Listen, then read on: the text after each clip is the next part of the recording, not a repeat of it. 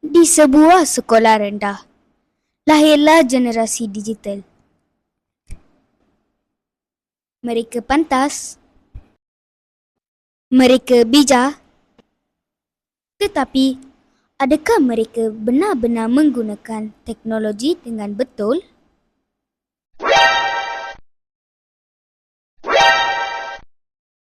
Gabriel, wartawan muda sekolah.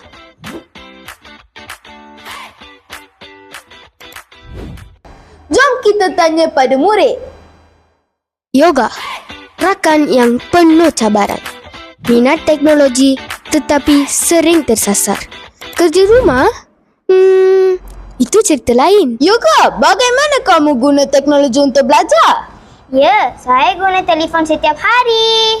Bagus! Untuk apa? Untuk cari jawapan dalam Google. Lepas tu, tengok video kucing. Saya suka kucing.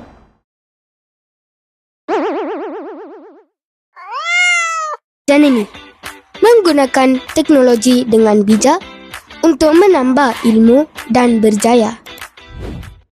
Janani pula? Saya guna YouTube untuk ulang kaji pelajaran.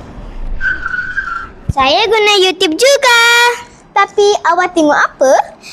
Cara tidur cepat tanpa kena marah cikgu. Ini Kumar, pakar teknologi sekolah.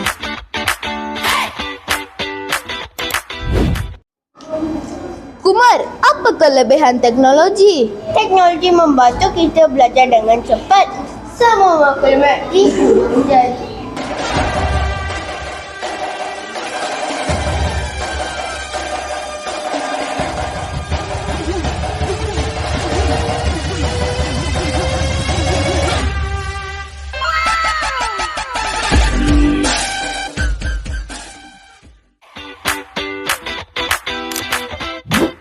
Cikgu Divya, guru berdedikasi.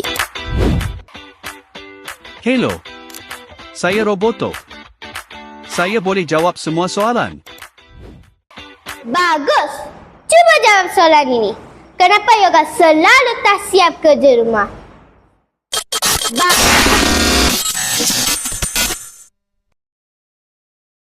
Error 404. Usaha tidak dijumpai. Teknologi bukan musuh, tetapi tanpa ilmu di hati, ia boleh melalaikan. Teknologi bantu kita, tetapi usaha datang daripada diri sendiri. Teknologi memperkasa kita. Ilmu di hati.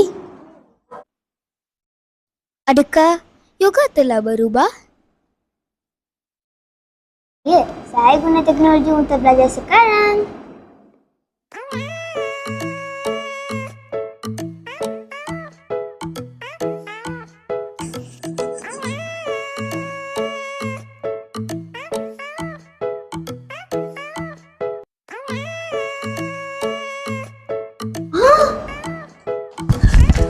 Yoga!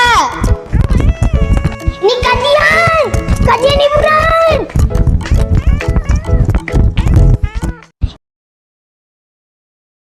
Teknologi itu ibarat alat.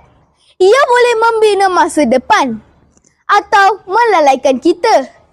Pilihan sentiasa di tangan kita. Gunakan dengan bijak. Belajar dengan ikhlas. Kerana generasi hebat bukan hanya pandai teknologi, tetapi tahu menggunakannya dengan hati.